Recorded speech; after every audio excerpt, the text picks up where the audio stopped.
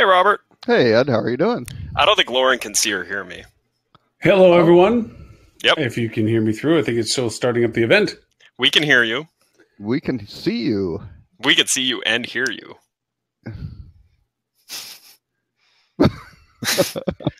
Hi, Laura. There are other people here, Lauren.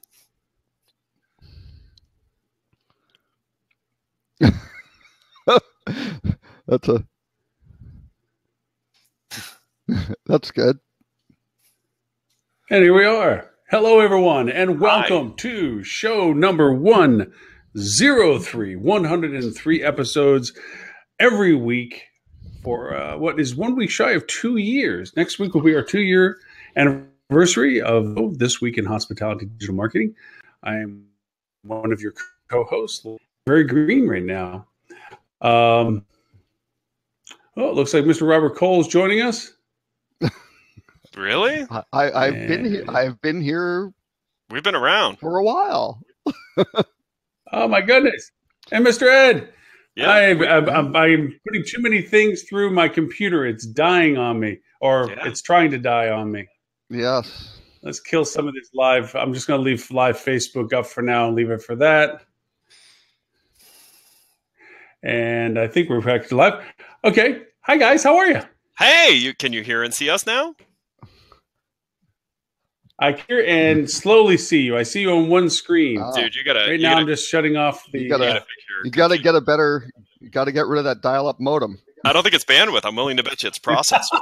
Oh yeah, exactly. Yeah, I think it's up to it. I'm just going to kill it off and leave the live for now. Let the other ones not go for it. Yes, I want to leave this site. We'll leave that site. All right. Task Manager in Windows and go look at that processor utilization. Yeah, go look at what's chewing your processors. I think right now there's smoke coming in the back of my MacBook Pro. I had 4 active live broadcasts going on with Restream, Facebook, Pinterest, Periscope, and everything else. So it was definitely a challenged experience for it. The art of moving. So, hey guys, how was everything? Thank you for being on show 103. Yay. Yeah. Yay. So, Lauren, what you've learned is if you have a quad-core processor, you shouldn't have 5 live streams going on at the same time. So. 4 only. 4 only. Words of wisdom to live by for it. Hey, Robert, first off, thank you for giving me a whole boatload of topics because I had a few of them that I thought were kind of fun, but the ones you sent over were interestingly fantastic. Except for, I'm curious away. Go ahead. Except for which? Tamarine giving away a Keurig. Oh, you guys didn't know that? They've done that forever. It's actually been super effective for them. Really? Yep. Yeah. That's very interesting. Who was it that used to give Apple TVs away? They send you the remote, and if you do a live demo, they give you the TV to go with the remote. Dang. Oh, where do they get all the remotes? Are these like refurbished remotes? Or they walk probably into stores and grab them off of the counter and run? I don't know. So. Well, I think the remotes were only like $9. This is the older TVs. They're not. I don't know what they're doing with the new ones now, but the older TVs. I mean, the remotes themselves, the infrared remotes, were only like $9 or something eventually. So they decided to do that. It was kind of a neat trick. I thought it was kind of nice. I mean, I used to do iPod touches whenever I do a proposal. I'd send it in an iPod touch, and so they couldn't take the proposal away and hack it. They could only watch it on the iPod touch, and it was the only program that was loaded on it unless I sent them the unlock key. Actually, I thought the most interesting article, and I can post it here. I was thinking we could start a new part of the show since we've got digital marketing guys and tech platform guys and consultants and things like that. Was this creepy clown? It would be, what would you do for this hotel? So the creepy clown one. Yeah, the creepy clown. So Ed, I know Ed's interested in this, so he's thinking, okay, you buy this for, $3-4 million, but the caveat is you have to keep the clowns. I think so. I mean, yeah, I think so. You embrace your unique differentiator, right? Yeah. Yep. So So, Mr. Ed, did you end up coordinating with Mr. Tim Peter about his adventures at Kennedy Space Center, or is he that waited till Wednesday to say, yeah, I'll go with you on Thursday. So, okay. my calendar was full at that point because I wasn't holding my breath. So I figured he had other plans, and then he reached out to me on Wednesday like, hey, dude, don't know if you still have availability. I'm like, nope. Sorry, 9 appointments showed up into that open day that I left. My theory is I'm putting 2 and 2 together. I've got my timpeter.com wall. You can't see it here, and it has all the pictures and newspaper clippings and the little yarn connecting the dots. But he's at the Kennedy Space Center. Elon Musk is launching SpaceX, his Falcon Heavy later in the. I think Tim's involved with that, obviously. So or I think Tim's involved with if it's today, you could also I don't know if you were sharp enough to know my daughter's there today on a field trip. Oh, so Tim's probably leading the field trip about what's going on at this Kennedy Space. Right, exactly. Yeah, exactly. So I think timpeter.com is powering SpaceX, I'm pretty sure, as well as Tesla. So right, of course. That's what I've heard. Of course. So the creepy clown thing, I just want to say they'd be foolish to get rid of the creepy clowns. Yep. It's a motel. Right. So unless you're tearing down the buildings, you'd be a fool to get rid of it, especially because it went viral. This isn't just news coverage. I actually saw a picture of the Creepy Clown Motel a few months ago from one of my friends from another country who was saying that this is where he was staying when he was here. Yep. So. And you've got to love the sign. The sign. But not just the sign. I mean, okay, so you got the Clown Motel.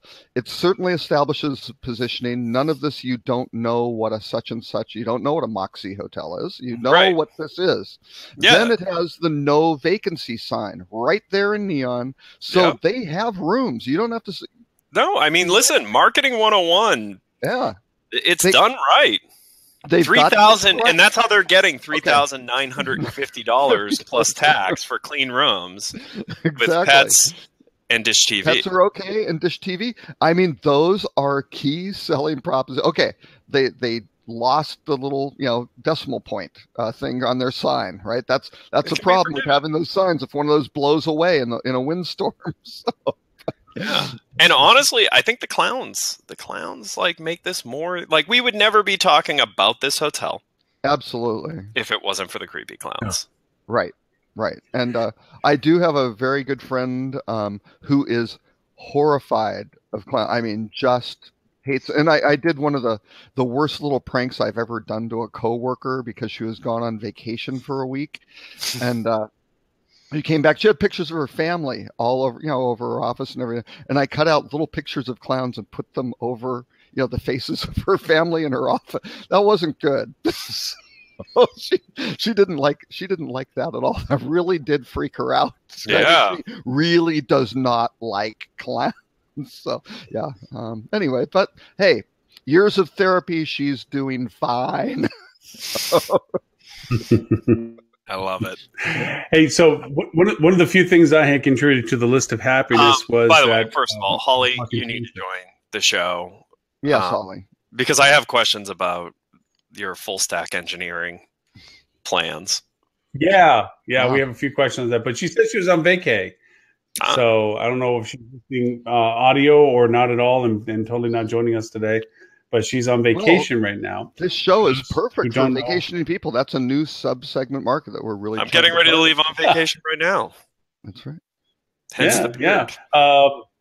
My vacation. For Holly Zoba with Signature Worldwide is deliberating whether to take on a full 6-month, 30-hour-a-week coders course, which will make her she's already way smarter than us anyway. So even more smarter than us, even more better. Mo better at forming sentences. Mo better at, because she's already brilliant at what she does. But the idea of this whole having to know code, because it kind of brings up other questions too, is coding being offered to kindergarten kids and stuff. I mean, it's awesome. You're getting into this realm where you have to know these things. Yep.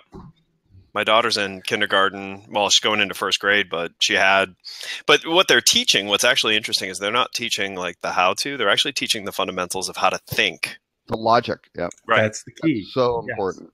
Yep. Yeah. And that's the critical component to actually, not to go real esoteric, but that's kind of the whole rationale in this digital marketing concept, is that it's not so much, the actual working, how it works, as it is, what it can work for. You connect the functionalities to the result process. And it's not so much, I know how to go in there and build XYZ multivariate campaigns with keyword blocks and all this other stuff. It's out there and you know what you should use it for, and then manipulate that into your concepts. So, and that's why I always call the question into anyone who says things like, this type of advertising doesn't work. Yeah. Is it the architecture or is it what you did that led you to believe that? Yeah. And then you hear that a lot. You hear that a lot in like certain types of social advertising, where you hear people saying like, I tried the Facebook ads. They don't work. And it's like, yes, they do. What you did didn't work. Yeah. And if you don't understand what part of it didn't work, that also means you probably didn't try too hard. Yeah. Well, and not all ads. Not all ad media are best suited for the Clown Motel should not be taking out Super Bowl ads, I am guessing. So that's but I mean, if it's executed well, and then I think the other thing with coding is people learn to code, and then they feel, I know everything about it, so I'm going to go write. So, and there's a little bit more involved in terms of optimizing certain things, especially if things start to grow. I've had some very blunt conversations with coders that I say flat out, just because a mechanic knows how the car is built doesn't mean they know how to work with it. That's a different skill set. So know one thing, you don't know, you know things with it. So. Yeah, you can do really well. Actually, that may bring up a point that Lauren had. One of the things on Ethereum getting Ethereum and the blockchain not getting hacked, but the basically the wallets of these Ethereum wallets, which have a lot of value, $31 million in value, getting hacked. And that was after the white hackers, the good guys, ethically stole $150 million out of the at-risk account, at-risk wallets to stop whoever got the 31 million from getting it all. Right. It's like a replay of National Treasure movie, They can't steal it. We got to steal it first. But here's the thing, and this is an important thing to think through. So blockchain itself isn't enough to stop hackers. The entire ecosystem has to be secure, or you're just having them move somewhere else. So instead of trying to hack you at the transaction, now they're hacking you at a resting point. Which in this case was the wallets. And that's actually happened quite a bit in blockchain, where wallets have been wiped out.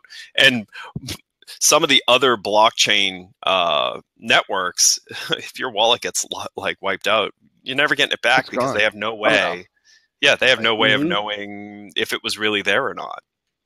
Yeah, too secure, some would say, and there is such thing as too secure. Or people lose their their passwords or whatever the case may be, and you're done. I mean, it's gone, sort of thing. So it's a crazy. Again, it goes back to the maturity of the capability of the software. We're still using it as it's coming out and emerging, and these things are beginning to get played out. That we made this very secure, and this system seems to be great, but there's still a way. It's just like anything, whoever builds it can also figure a way to crack it, and they found out the weakness in the wallets. But I just thought it was really that here the white hat guys. It wasn't the 30 million that got lost; it was the 150 million that got white hat hacked to be saved so they could be given back to the original owners ahead of the hackers. Which is hilarious because that means it wasn't all that difficult to hack these wallets if 181 million was grabbed that quickly. Right. Well, the white hat guys figured out the exploit really quick, right? Yeah. That's number one. Number two, the hacker who initially did this apparently was doing it manually. And so the white hat hackers used scripts, right? So they came in and went, we figured out what's happening, wrote a script real quick, ran it through, and managed to save, the vast majority of it. If the original hacker... They're still underway on transferring that money to the rightful owners. Oh, yeah, I know. Yeah, oh, yeah. If one of those guys... Yeah, just imagine if those white hat guys went, oh, look at that. We can get 150 million and split it between us. Yeah, then you got a really bad situation. And disappear into the ether. Right. Yeah, exactly. Literally, with the ether into the. No, that's my little catchphrase.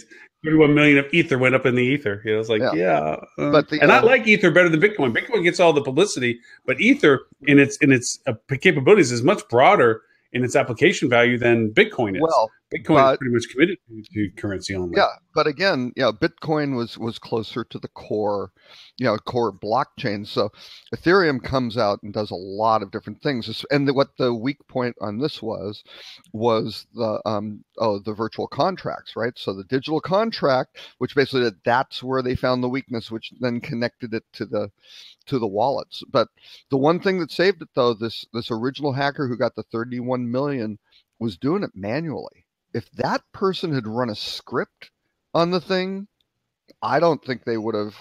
Yeah, they wouldn't have been able to catch it. It would have been gone. It would have been gone before they realized it. And not FDIC insured.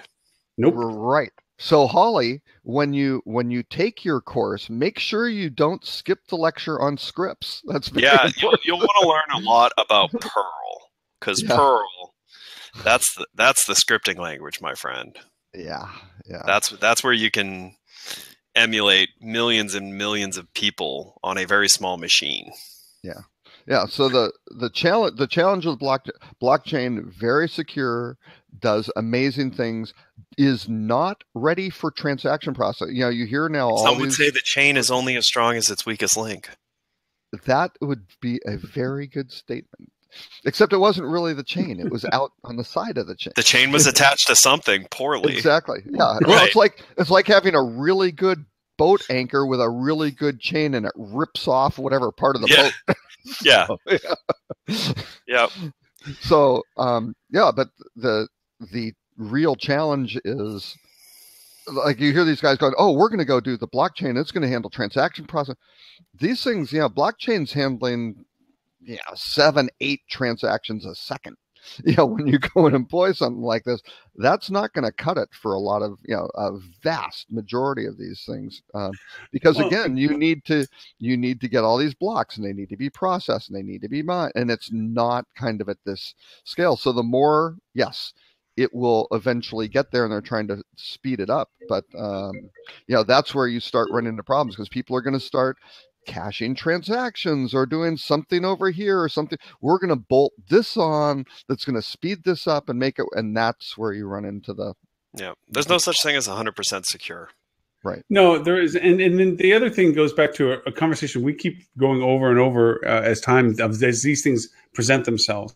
When the whole buzz on high tech about blockchain, and then, was it all hype and misconfusion, is this shiny object mentality. This is advanced conversations for large scale players. These are thought processes that are only in the infancy of, with foundational understanding of the processes and the design and all of that. This is not lighthearted. This isn't, going into like a framework or, something light like that where you can read a book and get it. Right. Well, and on this, with the explanations in these articles, even if you look at this article that's attached to this one, and let me put it up again. There you have it. It's still a complicated explanation, because you have to understand the predications of how it even works before you understand what was being done versus what eventually happened. I mean, it's no easy read. No, and the key was it went through kind of a best practice debugging process. I mean, it went through a lot of people and peer review and the whole thing. I mean, this was not something that was just tossed up there yesterday by a bunch of idiots. I mean, it went through, and they missed something. That's it. It's new, and they missed it. And and you can almost say, hey, you know what? this is kind of a good situation. This is how prisoners break out of supermax prisons. If someone wants something bad enough and spends enough time focusing on it, they will figure out how to undo something that another human built. Right. Or what was it? They just were showing the prisoners with their own cell phones videoing their escape. They released that after, what was it, last year? Those 3 guys went over and videoed themselves escaping from the secure prison. It's like, yeah, okay. Why'd they even have a phone to begin with? How'd that work out? But again, if you're going to get out of the prison, I mean, the first guy who figured out the laundry carts go in and out or whatever, yeah, that's how they did. They didn't start going, well, let's tunnel through the wall of the prison, because that's, obviously what they built the prison for. And that's kind of like the blockchain. You as Ed said, you find the weakest link, and it's going to be something that bolts onto it. Which again, the Target hack was, which I can't remember, was HVAC system. Mm-hmm. Yeah. Well, but a lot of these things came in. They got into the cash register. It was a back, it was a back door for kind of maintenance and things like that. And somebody exploited this thing. And went, because they made it easy. Oh, you don't need to have this password, and single sign-in sort of things are. I know this doesn't sound huge correct. Opportunities to get into places you have no business, being. But it goes back to the old statement, and it probably doesn't sound politically correct, but if you put an infinite amount of monkeys in an infinitely sized room, eventually they'll build a nuclear bomb. Well, if you have plenty of time on your hands and you get to watch every little detail on and on and on, you'll eventually figure out what people think are foolproof. I mean, eventually, odds are, by just sheer will alone, statistics to Ed's point, they're going to figure out these kind of things. And blockchain is no different. Neither is super encryptions. Somebody had to build, like you said, some human built something.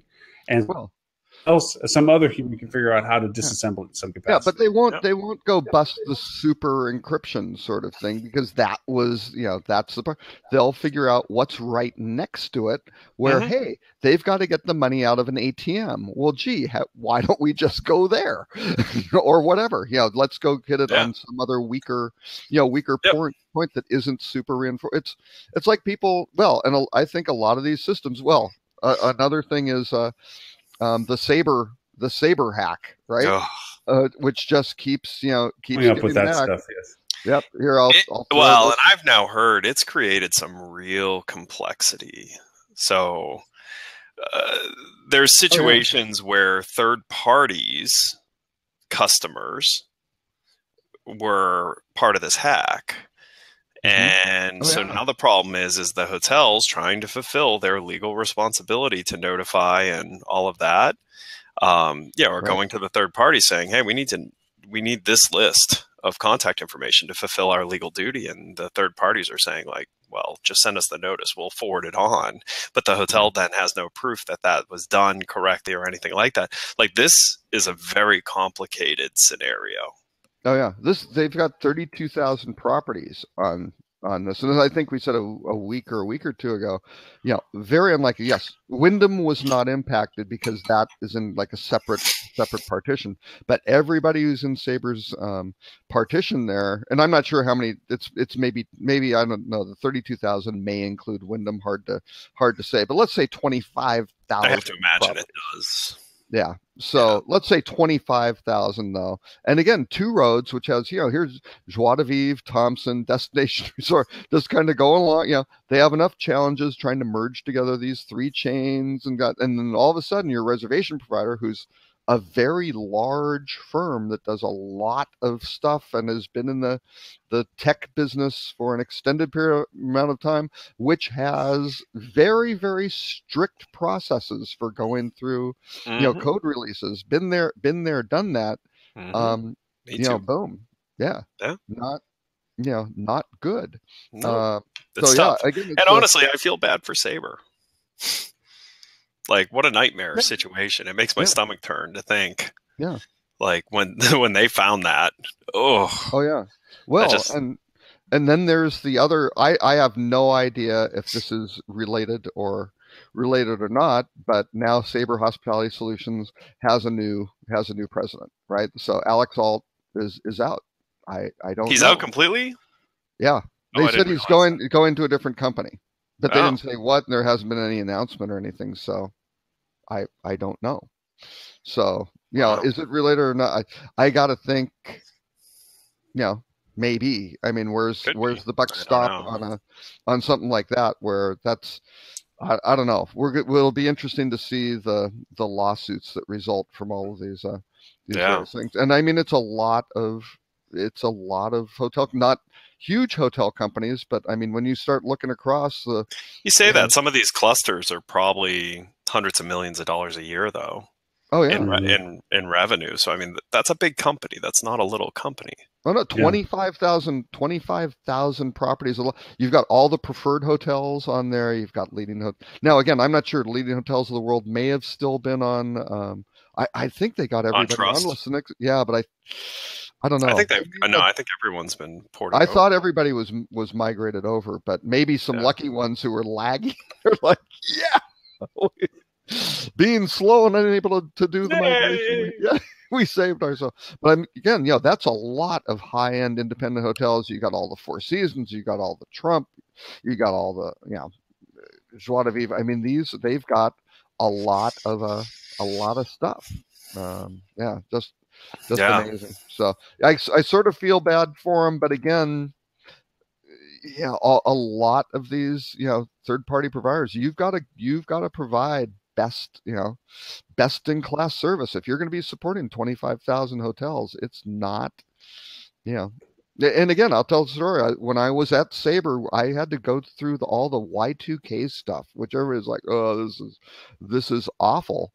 And let me tell you, we found a bug in the system from the core code that they acquired from United Airlines in 1984, where that system would have shut off 9 months before, 2000. Because somebody did the actual problem that was with it, but they set, I don't know, they set, day 0 to their grandmother's birth date, or so. I have no idea what they did, but it ran out of bits to manage the date before having to roll over, start over, do stop, whatever, in something like April of 1999. And we found that, and the number of people who were pressuring me, because I had to go through and sign off on this stuff. I wasn't checking. I was checking with the guys who were down at the bottom of the list who really looked at the code.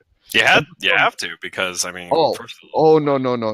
Across that organization, other people were doing that. A bunch of other people weren't, though. I know the car group did not at all. Wow. They just signed it. Well, yeah, these guys are good. It's like, you don't even know. There were literally, like, below me, 6-7 levels of signatures. And you're just sitting there going, yikes. And again, we just had a group of really, anal retentive people in our product area, which were great, because we had Linda Kent was my product manager. She's fantastic. We had Robin Pierce, who's been around with Pegasus, things like, I mean, these guys, these were all-star classic. Every I was dotted, every T was crossed. They went through every day was thought through. It didn't just end at the Mayan calendar. Exactly.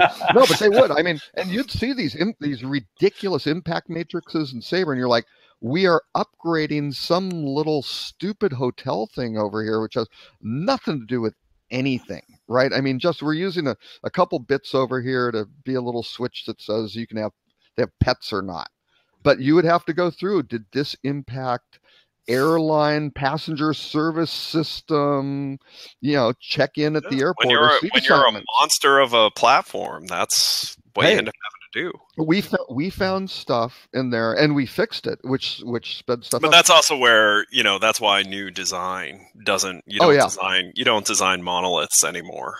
Right. Oh yeah, because we found, again, that code every time you search for a hotel. And the problem with Sabre's hotel program in the GDS was it was really resource intensive, and it was a small line of business compared to air. Well, we found every time we did a hotel search, it looked for the nearest airport. Which was like, what? And we weren't using anything for it. I mean, it had nothing to do with but that's what was going on way back. It was using all these cycles and things like, and we cut that off and saved, a massive amount of but again, nobody had ever really found stuff like that. And we were just kind of digging through, going, what's yank on this, what's at the other end, sort of stuff, and trying to make our things better. We're trying to reduce labor. It really makes you wonder, like, what Marriott goes through trying to keep Marcia like Oh. morphing. The Yeah. patches. I mean, the when you're talking patches of about super patches. old technology, Yeah. and not just the age and that technology's better at things. It's also just the amount of fingerprints Oh. in that code base Yep. over the years. Mm-hmm. And now TPF programmers who know how that stuff even works. I mean, it's Yep.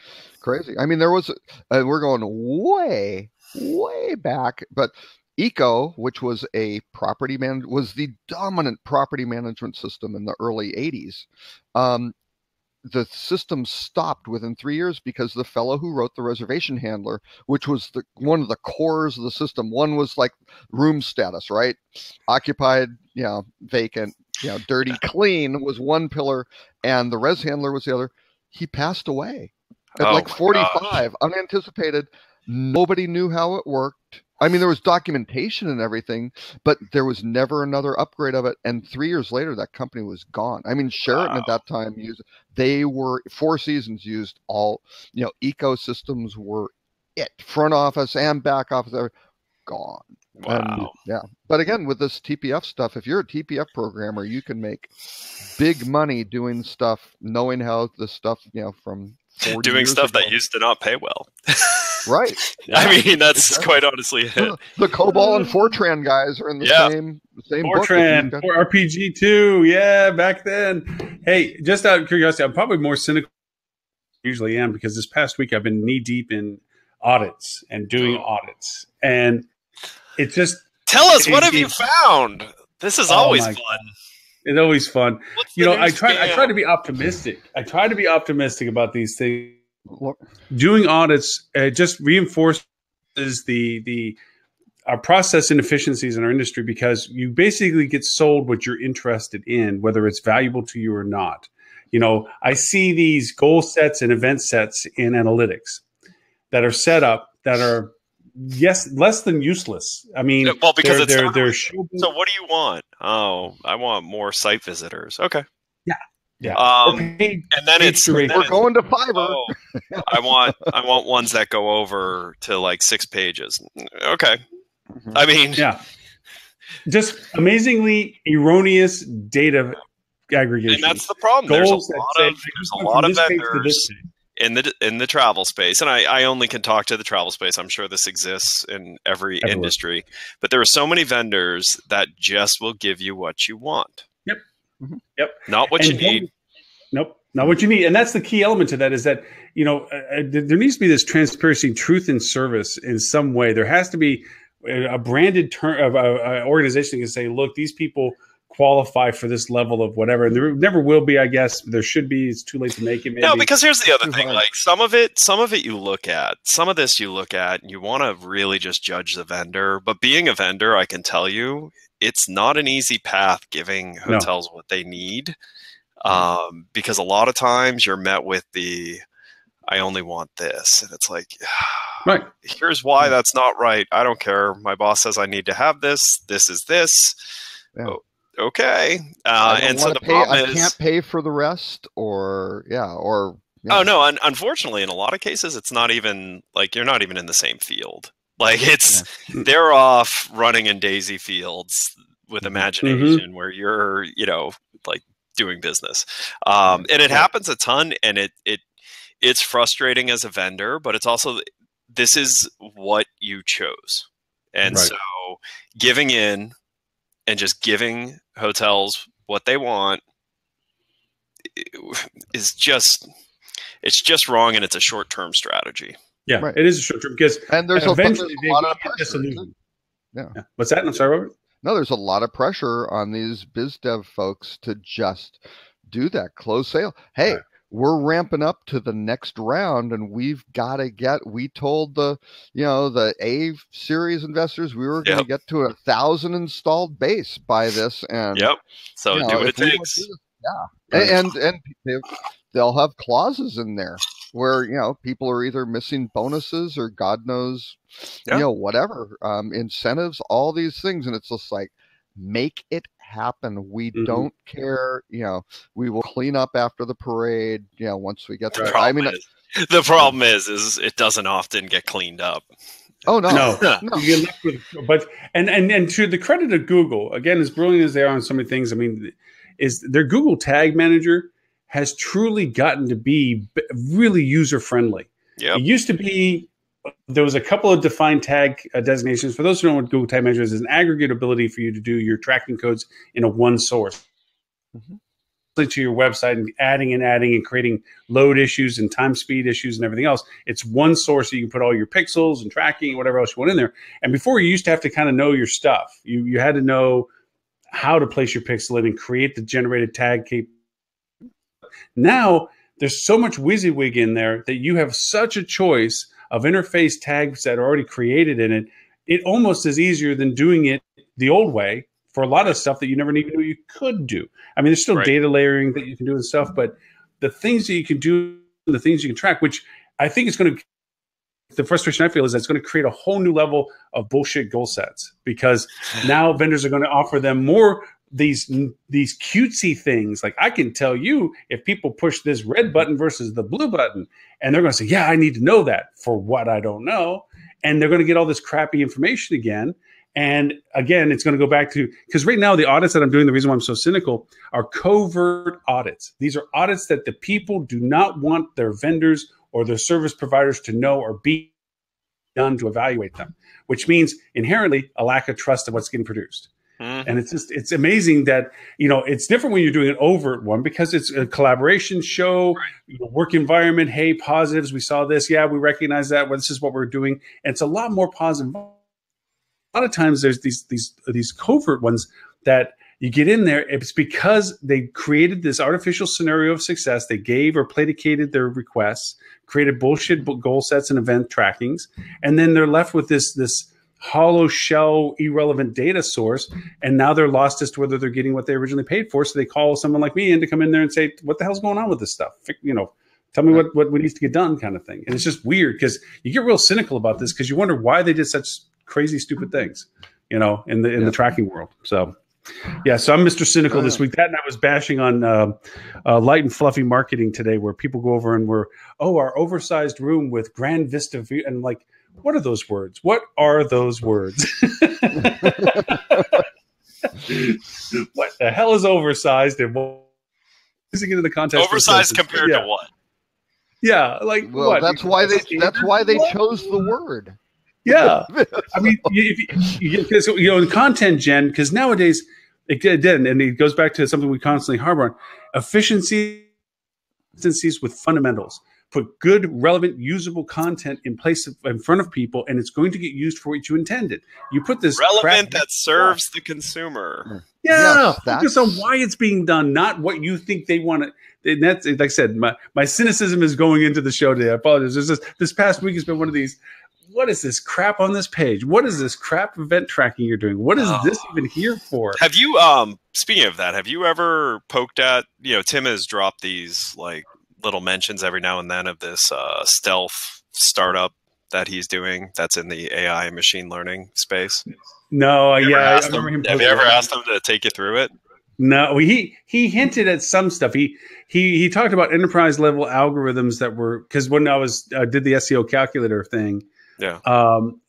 He was talking about how they do it at enterprise level. Listen, I finally just one day after he was dropping hints, I picked up on it, and I just called him and said, I think you're doing this, and if you're doing that, I want Flip2 to talk to your startup, because we're doing something that works nicely with that and could probably help you. Mm-hmm. And so we've explored what it is they're doing. It's really freaking cool. Awesome. And it was what I thought. Like it was exactly what I thought it was, and it's really interesting. So that's neat. And they don't want to do anything in travel. There are a lot of people who do that. They look at travel and it's just way too messy, because they go, this really works at the property. I'm working with an investment group out of Japan that's looking for investment opportunities, right? And they are looking at certain aspects of it and going, no, we don't want any part to do it. It's just too messed up. And the business, they said, we don't care if it's the best technology you've ever seen. We do not want to be in that sector at all. they've sniffed around it And before. I got to be honest with you, from an investment standpoint, if you're looking for investment type returns, if it's not consumer facing in travel, like it's really hard to justify. Yep. Like the growth is hard. The B2B stuff. Yeah. Growth is hard. It really is. But on the other end, like retention isn't. Like, right. It's amazing how many technologies like exist that haven't been touched, like just haven't been updated, improved, modernized, and still have a pretty respectable client base because at one point they were in growth mode and now they're in ride the wave. It's. I spoke with someone. Actually, it was at I guess it was the Rock conference, who said they found there's a hotel that's running stuff on VisiCalc still. And what? just like, yeah, what? They're on VisiCalc, and it was. Oh no, I take that back. Lotus 1-2-3. Sorry. What? Next generation. Yeah, that's after VisiCalc. Still ran. Still, yeah, how does that even function? You got a DOS. So I'm like, was it on NXT or something? No, it was on newer technology that like emulated NXT. That's one thing. Microsoft did have some backward compatibility. Yeah, so. I mean, I still talk about like it was in 2003. I went into a new build Country Inn and Suites and met with the GM and the director of sales. So this was probably a $6 million total cost property between the land and the building and all of that. And they just opened like months before. And as I walk by the GM's office, and this is 2003, the GM's handwriting in the general ledger. Wow. Oh, wait. And as I go into the director of sales' office, on her desk is a Packard Bell 486 running Windows 3.1. And a dot-matrix printer. This was in 2003. So that would make that computer 20 years old at that point. Yeah. 2003, No, it would be Windows 12. Windows 3.1. Yeah, okay. 12 years. So that was getting a 12 years old. Yeah. But even then, like, you're talking about a computer that's like less powerful than a phone. Right. Yeah. Well, these guys had all their stuff. Go ahead. Well, I think it goes back to the world that Holly's thinking about getting into, and that is you have tech people that have their favorite processes. It's like the thing you learned on is the thing you're most familiar with. I remember the company I left, before I left, they were still having a Server 2000. Good tech people have realized you cannot do that. Like, right. A good tech person because that person not only knows what they're on, they know about everything else too. Yes. And what you need to be on. Just for their own survival. Like the day you stop learning as a tech person, like is the day you start, lessening your options of employment. Yeah, right. You can't. You have to always be moving forward. But my point is, like back then, even in 2011, 12, they still had a PET 2000 server that they used for stuff because it was simple and easy in their mind. And I'm sitting there going, first off, it's open hack and everything else. But like, what brought up the thought process is we were looking at speed times for one of our clients' websites, and we started looking at HTTP2,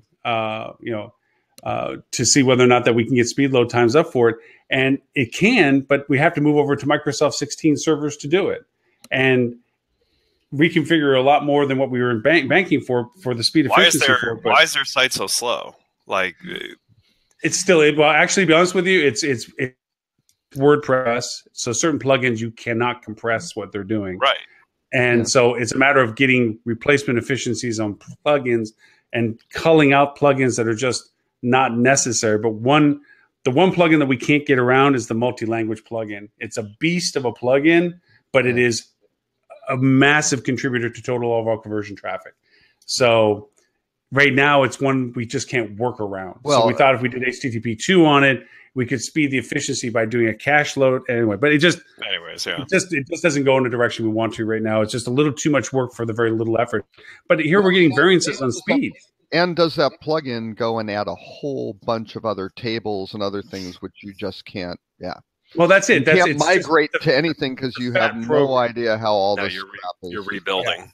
Yeah. Yep. Right. What eventually we're going to do in the long stream of it is we've already built a total second language site. We're going to build the third and the fourth, which are the top 85% of all multi-language needs for the client, and then we're going to dump the language variant program and just run with the multi-site linguistic key code. So that's where we're going to end up going with it. But we're having problems now where our speed times went down, and now certain pages are back up again, like they're not caching correctly again. So we're chasing a little few ghosts here and there on some stuff too. So it's a never ending, but it is ultimately, the reason I'm bringing it up, it's ultimately a huge priority is speed load times. 2 seconds is massive in the world of, and if you're anything over 7 seconds, you're losing business. Well, I think Amazon was the one that was attributing every extra second of load time was attributable to $150,000 loss in overall business. Yeah, yeah, and what now we're looking to it too is, I'm a fan of WordPress at a certain, but rather than where they're going through, and I took this idea off of Hebs because I know that you said somebody else other than Hebs was doing this for a while, but the monthly cost factor for web replacement. They're doing, which I think is brilliant of them to be doing. But you said somebody else was doing it, didn't you? Somebody else. That's Tambourine's model. Tambourine's been doing it. That's right. I forgot. Oh, anyway, so I'm looking at it, and there's another variation that I'm putting into the 18 budgets for a couple of my clients, and that is because they're on platforms like WordPress, is not to reinvent the wheel, but to reskin it. Just reskin the model, because there's some things that just create deficiencies in templates now that you can just reskin, and it doesn't cost you near as much to do it. Well, the problem is too, is like, use technology for what it's meant for. If you flex any technology to its edges, that's where you get speed issues. It's where you get scale issues and reliability issues. If you're a very complicated site with complicated needs, WordPress probably is not a really good idea. Right. Well, it depends on how you architect it, though, because that I really go back to the very core of it. I mean, if you can use between pages and posts in WordPress, and you start using those properly, you can do some pretty good things. But if you wind up organizing these things and you wind up having to pull out all sorts of things from 20 different posts to go build a page, you're going to crater because you got. And you're building a series of complexities that are just going to bite you at some point. Right. Yeah. And all that stuff is happening. It's getting assembled on the page instead of on the platform. So. We had that conversation when acquisition came in. How could they leave Valhalla on the shelf? And the only rationale that I came up with was the fact that they're going to try to resell it back to everybody after they make everybody stay on Marcia. Because I don't know. Or maybe they're just waiting to see what Amadeus does. Right. True. Yeah, actually, you know what? Can you explain a little bit more? Because I know a little bit about what Amadeus is doing, but I didn't understand the real correlation of it. What would be the big jump point for Amadeus for Marriott if that happened? They're replacing Holodex, and Holodex is a TPF-based platform, right? So, which is the same as Marriott's TPF-based platform. Yep. I mean, there's different codes sitting on top of the technology, as is Sabre, as is WorldSpan, sort of thing. So, and they're looking at it, going, "Okay, we're ripping this stuff out." And let me tell you, statute of limitations has got to be over. Back years ago. This was 10 years ago, a decade ago. I did some work for Intercontinental Hotel on requirements for their reservation system. Right, they had over $100 million. They wanted to go do some stuff. Right, so go in there, start working with them, because again, they were having these big problems with the requirements. Like, really? Okay. So I talked to the person who was the head of reservations at that time to go, okay, we got a whiteboard. Sky's the limit. You got $120 million. Tell me what you need. We'll build it from scratch. And the person said exactly what it does now. And I laughed. Right? So I go, hey, that's pretty fun. And he goes, dead serious. I mean, there was no, understanding. Chuck, he goes, no. It needs to do what it does now. And they explained the situation. He said, I'll give you one use case. We have 2 hotels. I think it was in Munich or something like that. There's one on one side of the river, one on the other side, whatever the case may be. He goes, we always have people showing up at the wrong hotel. And it doesn't matter. We've tried everything on the website. It's being sold through travel agents. People are messing up, right? You go to south instead of north. Oops. But it's owned by 2 different owners. right? And and they have two different pricing structures, and this is a problem. And the city's busy, so when you get to Hotel One, you go, we don't have your reservation, or we don't have your reservation. You're at the other hotel. Is there a way to switch it? And somebody wrote some code that was like, yes, and it handled the accounting and what the difference was, and they worked it out between the owner. But he goes, okay, when our last upgrade, that didn't get upgraded. And he goes, we had hundreds of thousands and all this stuff. It just broke. It didn't work. And it's just like, some stuff gets deprecated when you do these things. There was no way to fix this, right? You all of a sudden made a very common occurrence that happened. Kind of feels easy to me. The answer to that is not a technology answer. Change the answer to that change the brand is to get one of the owners to go to a different flag, preferably the one that's getting a higher ADR. Yeah, exactly. Yeah, well, that wasn't in Intercontinental's interest because they couldn't go pop it up to an Intercontinental, and they couldn't push the other one down to Holiday Inn Express. They couldn't add like a V2 Plus. Well, now I guess you could do. Yeah, but anyway, maybe that's why. Maybe that's it. Maybe so. We've been asking questions for like months, asking why do all these brands exist? Yeah. Maybe it's so they don't have to keep investing in technology. Yeah. It's easier to just change the business than it is to change the technology stack.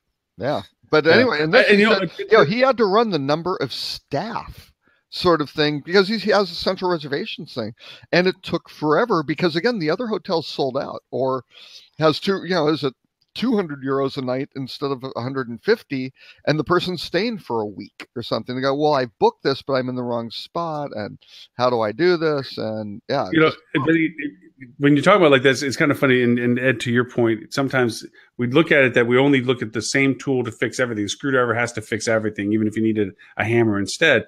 And I was reading at the Library Collection as a hotel group.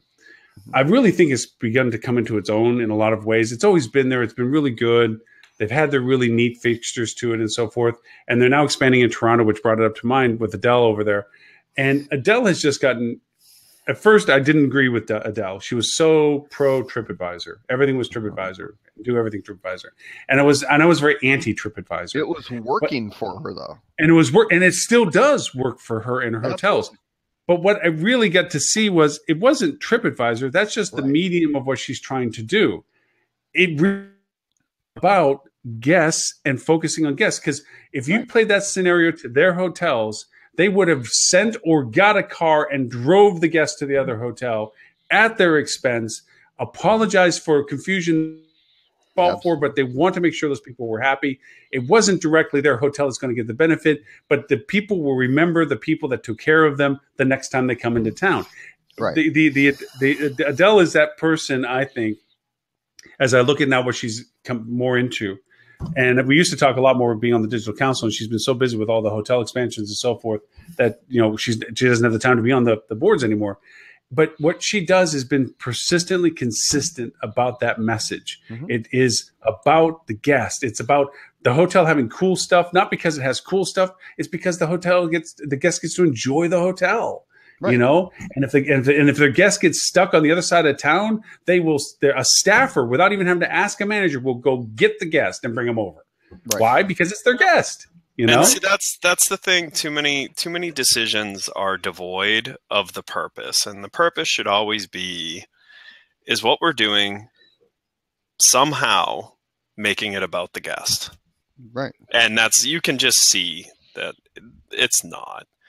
I mean, especially in digital. Digital, for some reason, people have lost their minds and have forgotten what everything's about. And they get so caught up in the what. Like, what is it? What does it do? How shiny is it? And they completely forget to ask the most important question, which is, does this serve the guest first? Well, and the different purposes the guests may have. I mean, are they just trying to figure out this really simple questions?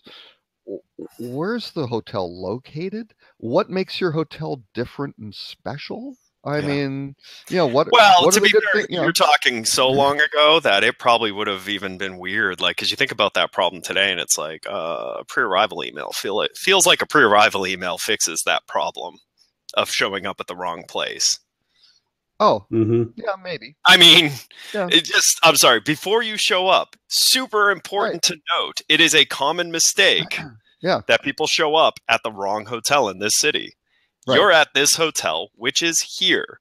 If you're doing public transportation, this is how you get there. If you're doing a taxi, tell the taxi driver this. Right. Like, it's a pre-arrival email. It's but these were predominantly through travel agents, though, too, who might not be, who knows where, if they're even the individual's actual emails making it to that person in corporate, which is, again, it's, well, okay. But anyway, yes, there are a number of ways they could just do it with a little sheet of paper going, great, here's the process we do between this and this. The hotel calls the other person. They go, we got a code green. We do it, and they work it out at the end of the month. Yeah, right? But anyways, back to what Lauren's saying, like the library collection, it's because they understand it's about the guest. Right. It's about making everything about the guest and what the guest wants. The good hotel.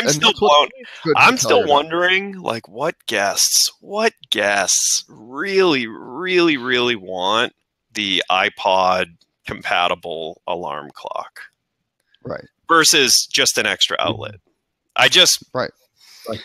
Have you ever like even thought about wanting to plug your phone like into one of those things? Actually, that was one thing that stunned me at High Tech, which I didn't bring up at the when we had the little High Tech recap, was the number of people who were still selling like alarm clocks and all these different things for the hotel room. You're sitting there going, really? I get the clock. Okay, I get the clock. Yeah. The clock makes sense. These are more like plug in with this and do this. I don't get the radio aspect of it at all. And I don't get every other bell and whistle they've bolted to the simple clock. Is someone asking in that purchase cycle, what does our guest want? Right. Like, yeah. Is there a large amount of guests who want to play their music over slightly louder speakers than their device is capable of doing? Because that's the thing. It's only slightly louder. And that's why you see some of these newer brands which are doing a really good job. And yes, they're saying they're targeting millennials. We're going to go, well, no. No, they're targeting people who are sensitive to bullshit.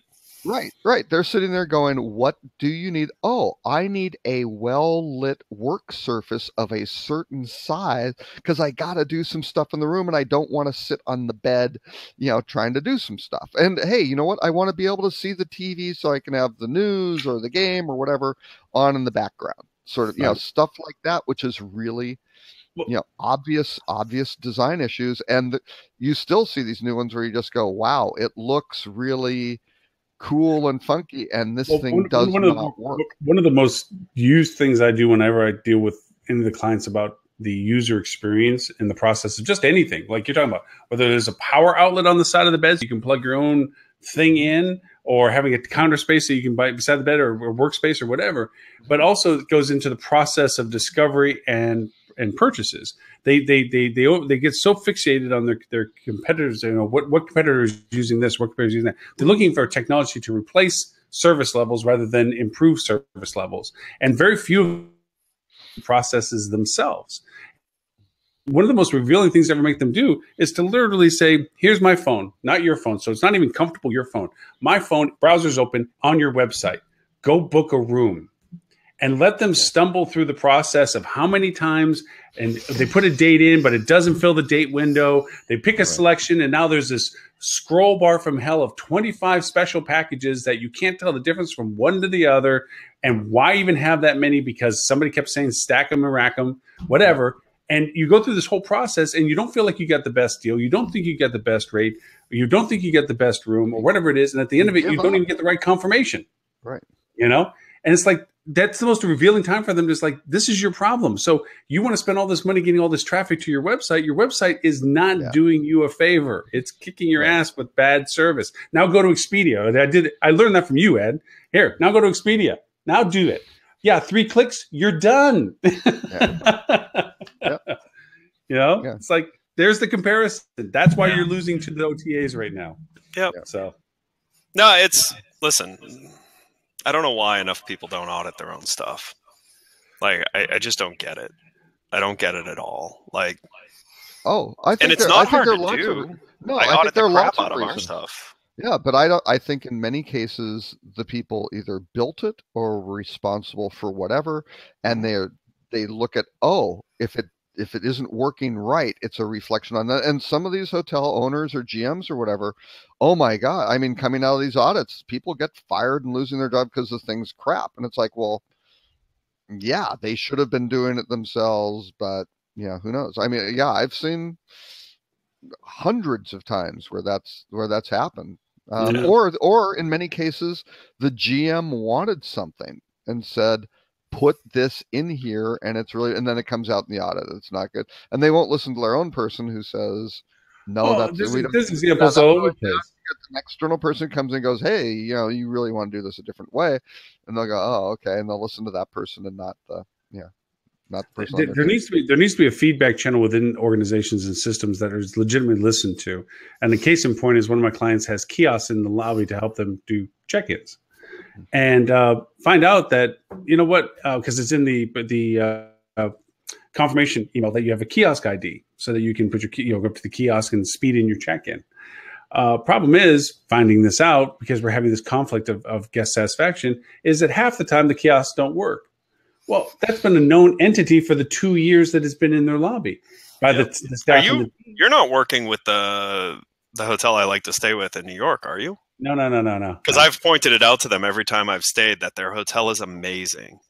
Yeah. But their check-in experience is the absolute worst check-in experience.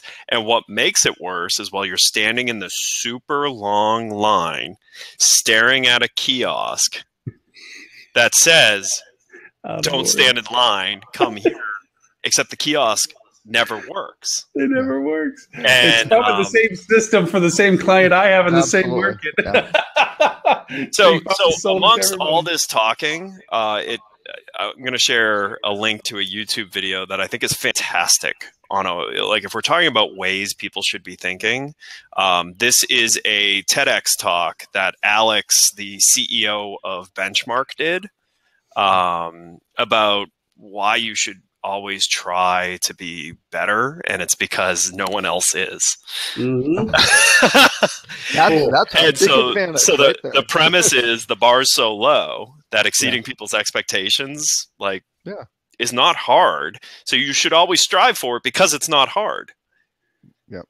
And so he actually did a great job on it. I happened to see it, and I reached out to him because the low bar mentality, that's actually both my organization's customer focus is based on one idea, which is I want to be the best partner a hotel has, not the best partner of a kind. I want to be better than their food vendors. I want to be better than whatever they're working with. Whoever's helping hotels do things, I want us to be the best at that. Mm-hmm. And we've always had that mentality. We had it at Easy Yield. It was our secret recipe at Easy Yield. Mm-hmm. Was our customer support was just far superior to everyone else's, and no one else ever figured out that that's why hotels were willing to pay us a lot more money for what we did than they were any other provider. It's interesting you bring that up because I approach it differently, but for the same reason, and it is trust. I want to be the most trusted relationship you have, because I often get into problems with my clients because I'm too candid. There's a problem. You really should trust a lot of the people you are trusting. The trust is so misplaced in this industry, where hotels are don't trust certain people that they should trust, and then completely trust entities that they shouldn't. The wrong ones completely. Yep. Yeah. No, and that's where I draw the line, because for me, I actually warn any of my new clients. It's like, look, I am probably going to piss you off. I intend to piss you off. Yeah. I intend to tell you shit that you don't want to hear, because you're hiring what I know, not whether or not I can kiss your ass and say yes. And there's cheaper people that you can buy that are happy to say yes to you, and you're not going to get the answers you want. So I want you to trust that when I'm telling you something, whether you like it or don't like it, is because I am hoping you're knowing that I'm doing it out of the interest of answering your question as honestly as possible. And so, and as lengthy as possible. Yeah, and as long as possible. I will stretch the answer as long as I can. I still don't think you should charge people by the word, Lauren. I just don't know. Are you kidding me? That's my profit margin. That's my profit margin. They say, hey, look, it's only a nickel a word. And I'm like, yes, but it's going to be expensive. Yep. And that's why in Lauren's sales process, it's all one-liners. It's all one-liners. And then as soon as he's in, it's like, oh, let me show you the latest novel that I've written. Oh, yeah. I have that problem. About this font you're using. Somebody asked me for what 3,000 word article. I gave them a 9,000 word article, thinking I was doing them a favor, and they're like, "No." Which, by the way, in the future, when anything like that comes up, I could have told you before you did it that it would have had. I should ask you, if I knew the person you did it for, I could have told you, like, dude. Yeah. Yes, I retooled it down to 3,000 word. It still wasn't quite what they were looking for, but he was all right with it. I'm like, okay, well, I'll give you a freebie, something else somewhere along the line, I guess. But take it down to 1,000. I love what I wrote. Take it down to 1,000, and I guarantee you, he loves it. Right. Yeah, I think I should shrink it down even farther.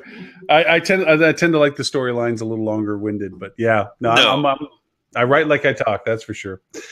But anyway, so yes, and to that end, I also refer to the fact that like Steve Jobs, he tried everything that they did to make sure that it did it better than he thinks it should, because you solve a complex problem in a very simple way. You can't do that if you're allowing somebody else to do it, and when you're the one that has the vision.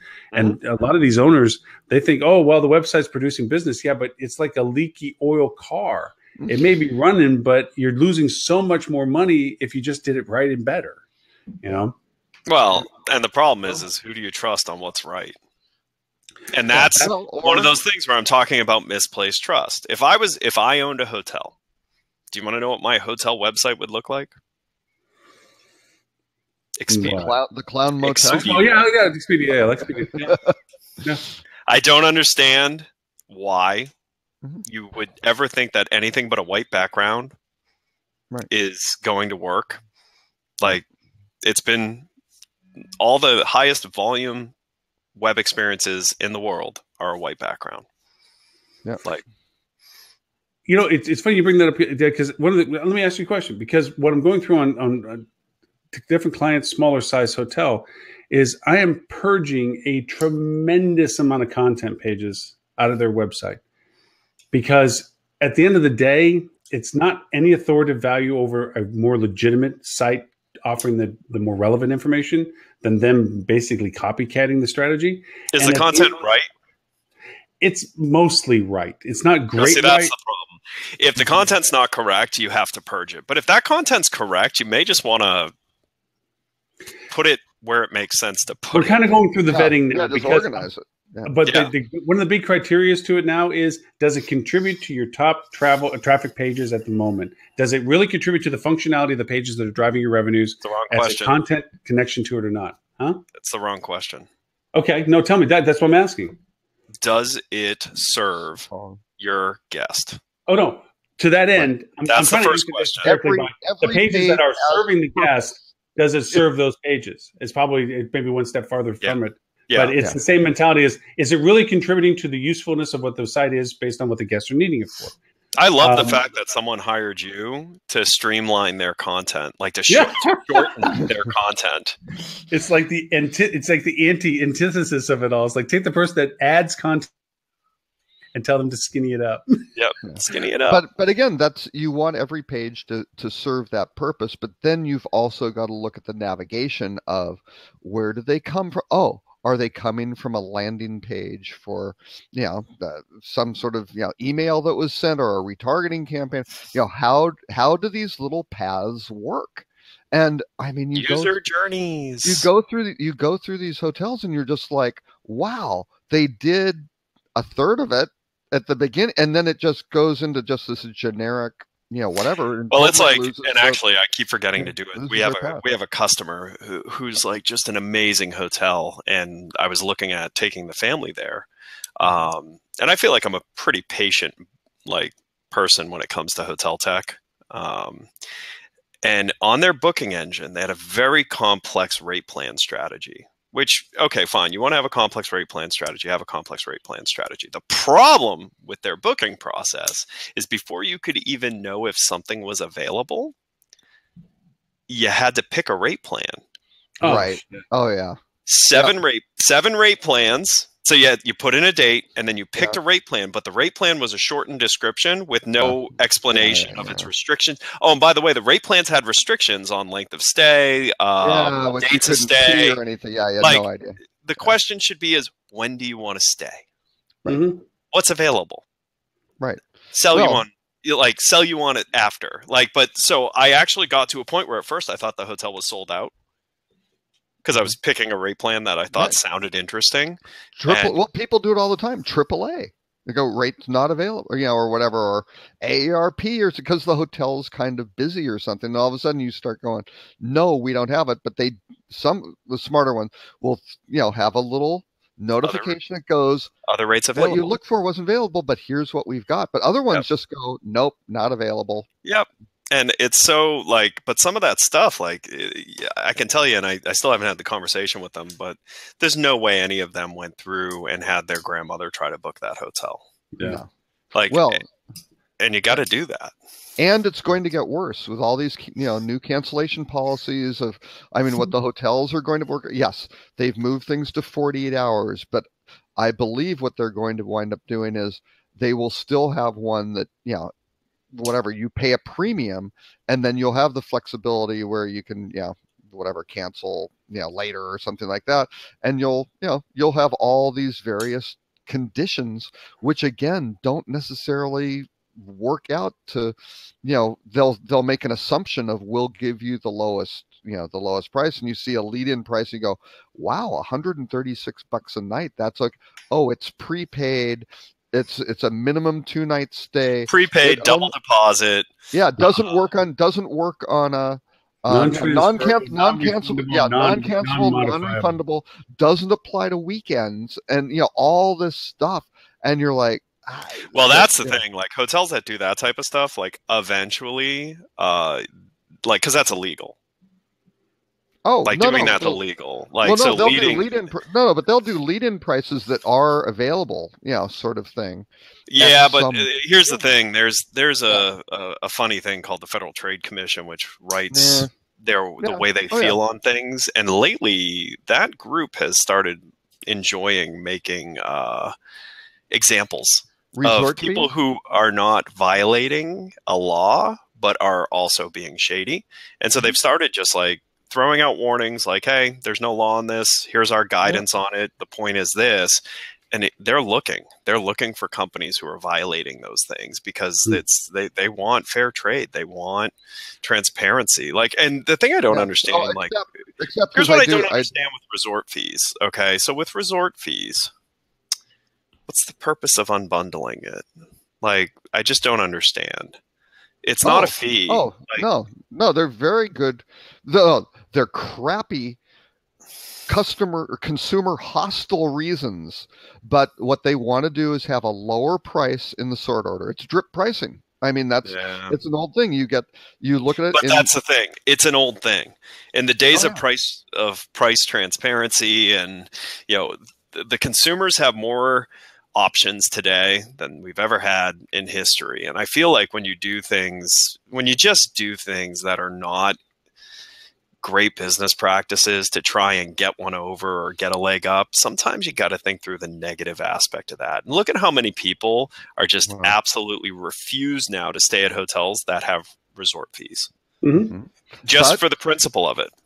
But when you have partners at PricewaterhouseCoopers who say you should do this because you're leaving all this money on the table, they do it. And you've got, hotel, certainly Las Vegas, it's spread to New York where there aren't resorts. Listen, there were just more and the Super 8 in Orlando, down the road from you, has a resort fee. It may only be $4 or $5 or some little minimal amount, but it's just shaving that little. And I've done quite a bit of stuff with the Federal Trade Commission and some of the folks who are out there, and I think I've done my part to help kill these and provide them with use cases.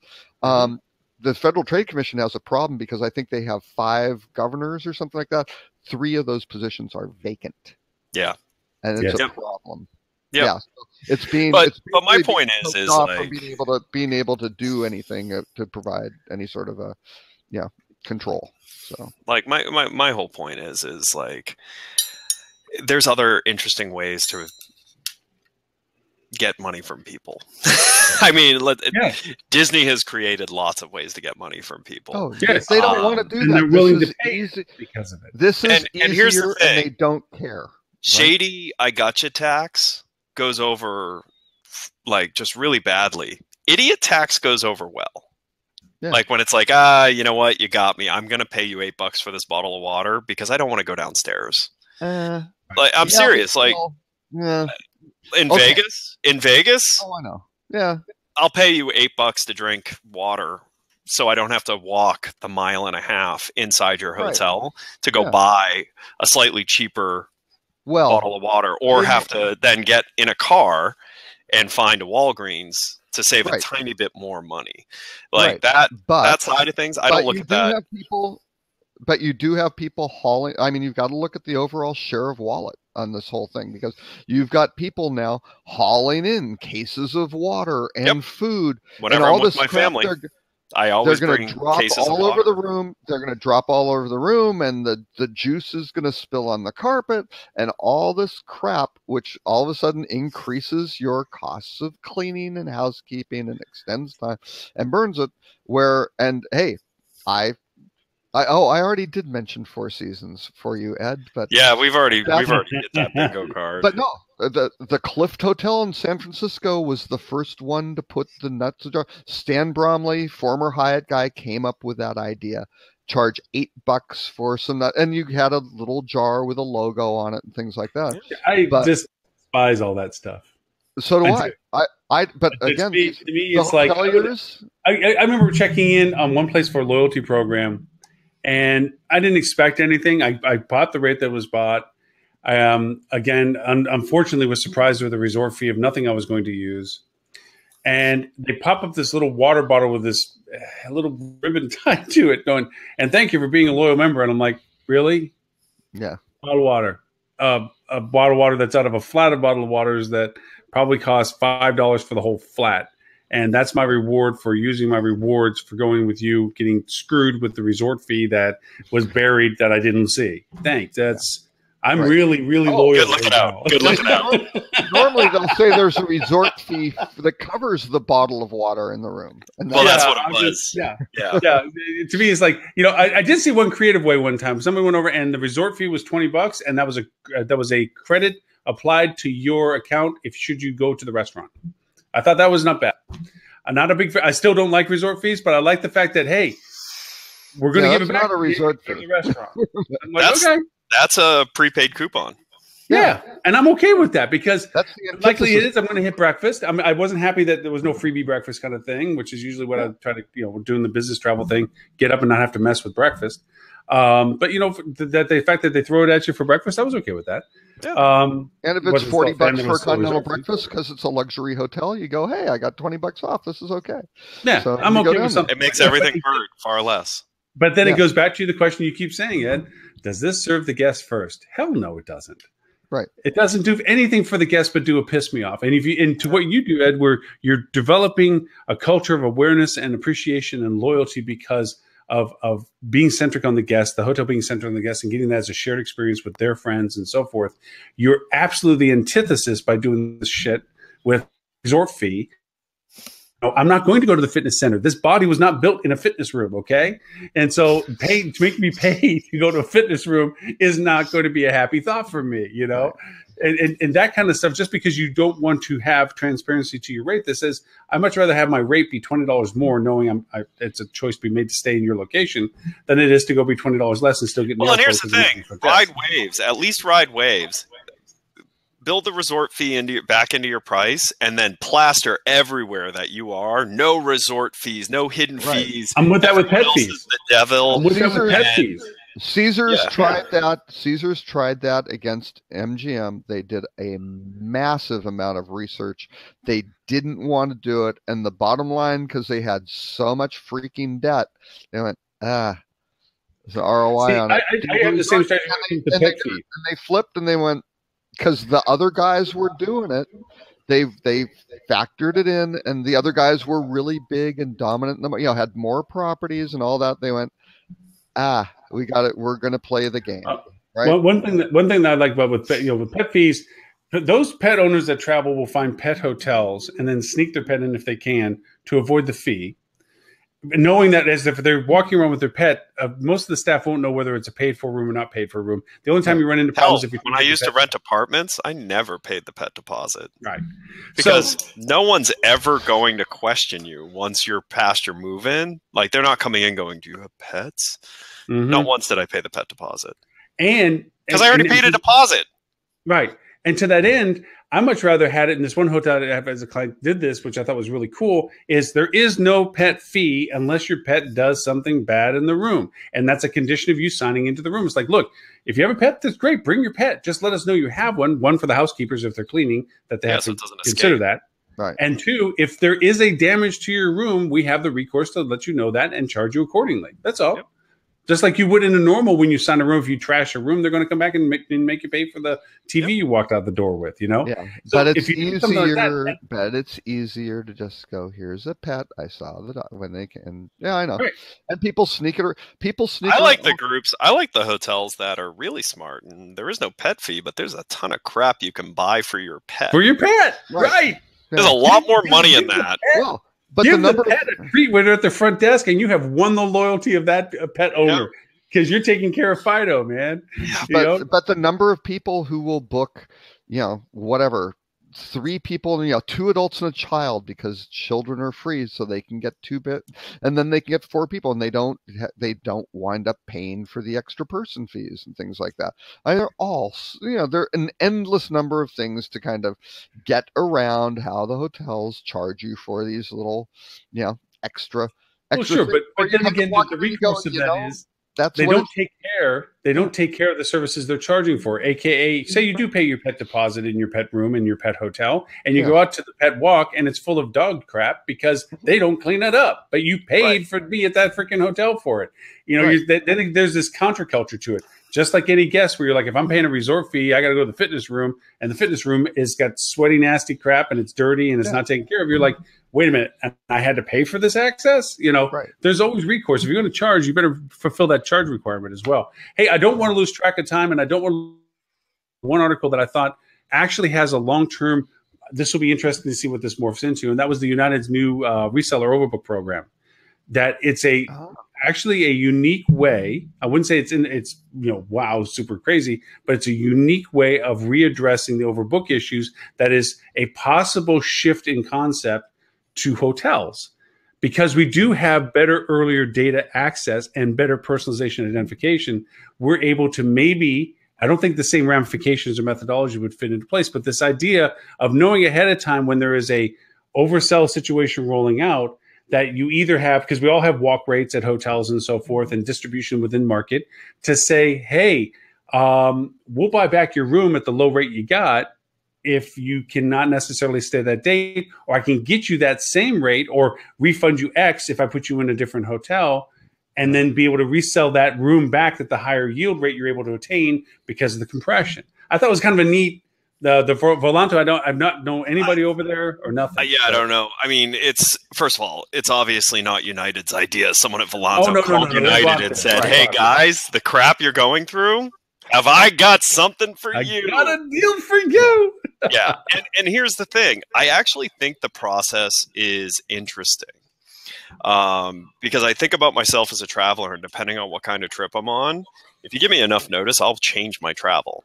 Right. But once I'm at the airport, no effing way am I changing my mind.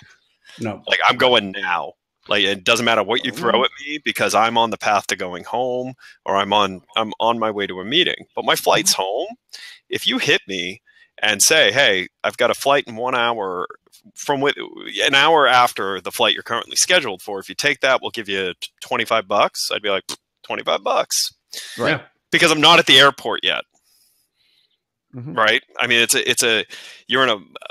you're going to have people who are in a much different state of mind. But once I'm past security, I'm not going through it again.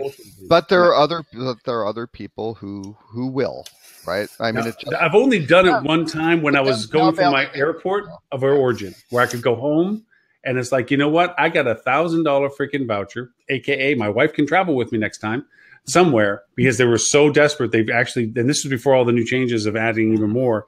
They gave me $1,000 voucher. I could go the next day. I was booked in the class above, in business class, at a time that I could easily do it. It didn't mess up with my business travel plans. And I did walk out of the airport, get back into my own car, and drive back home and spend the night and drive again the next morning.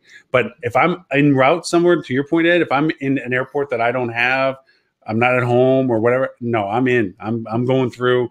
Sorry, guys, I can't change. But this also goes to the hotel plan ideas.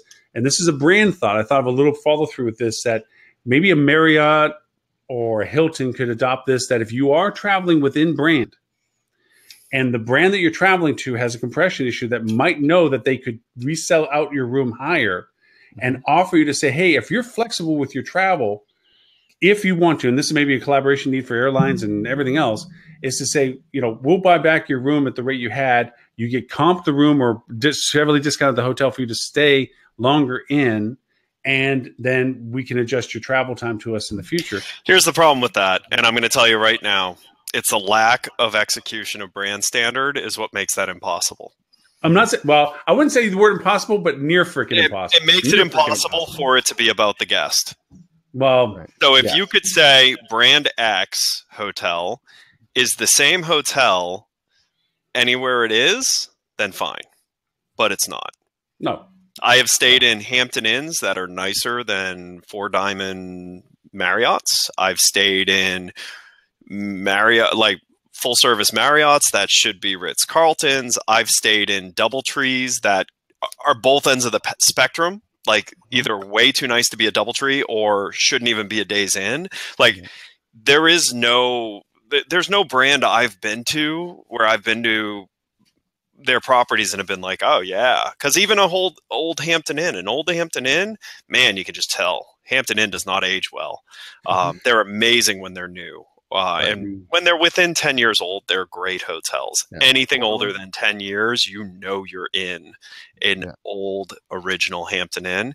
So even with that has a pretty strong brand standard because it's a pretty simple product. I don't think you could pull it off because in market, you may have two Hampton Inns, but they're two completely different hotels. No, do not disagree. And there's a lot of logistics. So I think there's two key elements to the too much logistics. There's too much logistics for a brand to take on. I mean, let's be honest. Let's just be honest on what brands should focus on. Well, on different because this isn't one of those things. No, and this is all hypothetical about a solution in a totally different industry. How about a brand that focuses on once you check out of one of their hotels, they try to find out where you're going to next rather than just hammering you with, here's a list of cities. Right. Yeah. Like it blows my mind that brands don't do that. Oh, you just checked out of our hotel in Hawaii. Please think of us again when you're traveling. We'll help guide you on where you should go. I always loved the roadside guy. I think it was Days Inn who always had like a little phone right in the lobby with a little map that have, because people were always kind of looking at the map for which way they were going. Yep. And then there was a phone and they had little dots on the map. So you go, oh, we're going to Tuscaloosa, you can call them, and they, the better ones have little buttons where you could call the people down. It'd auto dial the one that was 300, 500 miles down the road to go book the next night. I'll even offer worse in the sense that within the brand, you could be going within brand to brand, and they don't even correlate that. Where if I'm leaving a Hilton in Atlanta and going to a Hilton in DC, this brand value proposition of saying, you know what, Mr. Gray, we've communicated. We see that you're staying with, in the checkout process in that program, other than Marcia, which can never do this, to say, we've noticed that you're traveling to one of our sister properties in DC. We'll make sure that, your special requests, or is there anything you'd like to ask for them when they get there? Do you need transportation from the airport? We can send that to your mobile phone so that you can communicate with the hotel directly, whatever. Any sort of continuation of the brand promise in that communication, but they don't even do that. So to your point, Ed, you're right. I mean, first off, yeah, they should take care of that kind of stuff before they ever worry about whether they can oversell and comp you out of a room or something. But in just to say, in a possibility world, if like some things like U-Trip pickup where you can do hourly rental to a hotel room, like a half-day stay kind of stuff, if that stuff does catch into some mainstream, the possibility of doing, hey, if you don't stay with us now and delay it a day or delay the flight, we can have you do a later checkout at no cost to you, and we can replace you into another room at a different rate or something. There are some possible ends to this that could be helpful, but it really would take, to your point, a near impossible logistics solution for them to do it. Well, yeah, I mean, actually, some guys I know actually wrote a patent and have it, a system and method for trading options in the marketplace, right? And it was for non-financial options, and it was designed for hotels. So, if you did have a non-refundable, you could wind up, basically paying a premium for flexibility and doing different things. But the problem with the hotels is the whole multi-management company, multi-owner scenario, which just kills it. If you own and manage all of these hotels across and you've got all that, then you got the flexibility. When it starts going between owners with different deals, it all falls apart, because that owner may have a Hyatt, a Radisson, a Sheraton, who knows, and they want you to stay in those properties, not with the brand, and it gets tough. Yeah. But eventually, though, I think certainly a big use case which has never been applied for packaging was the whole multi-destination itinerary, where and Expedia used to do this, and they removed it from their packaging functionality, where you could say, hey, I'm going to a place next. And they used to have some capability where you go, oh, well, how are you going to go from San Francisco to Los Angeles? And you could say, I'm driving. Do you need a rental car? I'm flying. Here's a flight. But, not used enough, kind of low utility. But I always thought a great opportunity would be, oh, well, if you're staying at the Westin in San Francisco, why shouldn't you stay at the Westin or the Sheraton or the whatever in LA? And if you book both of those, and if you get some sort of package where you say, yes, maybe it is non-cancelable, non-refundable, so people don't just book one, get the low price, and it, cancel the last part. You just nailed one in your hometown, Ed, of Orlando. There was a courtyard that I had to be responsible for. It was a big courtyard too, 600 rooms, and it was by the main gate. And and we always had this goes back a few years, so we didn't have better data, but we didn't know whether they would go East Coast, West Coast. And of course, the ownership group I had multi-brands, and of course, Marriott never wanted you to share that brand knowledge within the space. So I used a few portal sites to share the awareness that if you stayed at this hotel courtyard, if you go to the West Coast, I can give you these package deals at these other branded hotels. Or if you go to the East Coast, I have these package deals at these other branded hotels. Yeah. And it was kind of fun because we actually sold some really cool packages for very minimal price impact at the hotels, because if they were going to go to the West Coast anyway, or that was their intent of their travel experience, especially Europeans, that they do the Disney World, they do the Universal, they do the whole week to 10 days, but then they take another week to 10 days in some other place in Florida, maybe even more. They have a 3 to 4 week plan when they come to travel. Yep. So, giving them a package offer to head to the East Coast compared to the West Coast, to them, they saw value proposition. To me, I saw crossover sales, and it committed them to both, because they bought the package, and I put the booking windows for both of the hotels on the same portal site, so they would book the one, and it wasn't a condition for them to book the next. I couldn't connect the book engines, but I gave them a code to use to go into the next book engine, so they get the discount for the other hotel. So that's sequential. And that's why brands hate you. But that's sequential packaging, which nobody really does, right? I mean, it's a type, because nobody really does it, because you can't do it with the brands. You can't do it with the brands, so that cuts out a huge amount of the industry. Well, you could, they could. But they don't want you to. So some of the brands would want you to stay within the brand and to be able to do it, but again, they just don't. And again, you don't have any vendors who provide that business model, where it's not like an OTA where they're making this massive profit contribution. I mean, to give the hotels the technology to go be able to do it, that's something. I mean, it's not 40% of their business. But boy, that's a really, again, it's all share of wallet and maximizing that customer lifetime. Well, value, but that also beckons to something else I hear a lot of with hotels. And actually, it's the reason I started Easy Yield. So my first job in travel was for a small mom and pop online travel company based out of Orlando. And they were a commission model. So they charged 10% commission. They took their commission as a deposit. So there was no accounting, so all of that was good. And my job there was to just get more hotels and get better inventory, things like that. And I can't tell you how often that we'd work with a hotel that we were maybe 70 to 100 bookings a month. And it'd be a big hotel and they'd say, yeah, you're just not worth the effort. Even though at the time, we were at 10% versus 33% that they were paying to others. And I would just, I started asking, I'd say, so how many of me do you turn down a day? Versus the 33 percenters. And it's where I became obsessed with it. It's why I started Easy Yield. But I've been in this industry, and the entire time I've been in this industry, I've been talking to hotels, and the number one thing I always hear is that opportunity is not big enough. That opportunity is not big enough. That opportunity is not big enough. And it's in everything. And I look at it and and you see the smart hotels, they're the ones who chase the small opportunities, because you get enough small opportunities, the cost savings, the how nimble it makes you, you're not dependent on anyone. It's really interesting.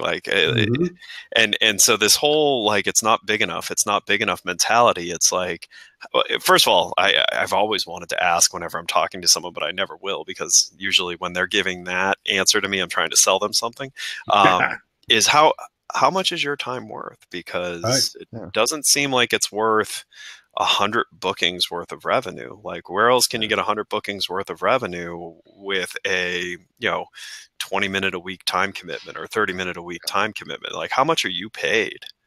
That it's not worth your time. It's funny you say that, because for me, I was on a soapbox for such a long time on the deficiencies of displacement analysis, of how it was absolutely skewed incorrectly. And then, of course, brands tried to adopt their centralization strategy and dumb down their sales departments by creating automation that gave them a displacement analysis that was purely based on what you just said, Ed. If it ain't big enough, it ain't worth it. And the math that they were using in the displacement calculations were totally skewed on additional revenues that were unrealistic. And so I went over and with multi-room hotels where I had chunks of 100+ rooms and stuff, wasn't chasing the same. It was like a strategy. These guys were always a lion's share mentality, and there was so much business in market that wasn't being addressed. And I just went right behind them and just cleaned up and sweeped. And to the point was, I also, in that condition, knowing that I was maybe a medium player compared to even smaller player, I would create a fallback position with my smaller partnerships that I would create with other hotels that said, if I get into a compression point where I want to shed a piece of business, I have a contingency of displacement in place for this that is agreeable to the client already. No surprise features. It's agreeable to the client that if this works, because you're going to get a great rate with me, but if I have to and I have to move you, I already have negotiated and you're still covered. Yep. And all day long, I was kicking the large people's asses because they're sitting around, to your point, waiting for the big dogs. It's like, I'm waiting for that perfect pitch that I can hit the grand slam. And it's like, no, if you run get on base, get on base. Small ball. Fun. Football is won by inches. Yeah, it is. It is not by yards. You get the yards from it. Dust. Yes, exactly. I'm leaving my wife. We're doing, as you know, we're moving. I'm sorry. Complete that sentence much faster. Yeah. I'm leaving my wife at a garage sale right now downstairs. Oh, okay.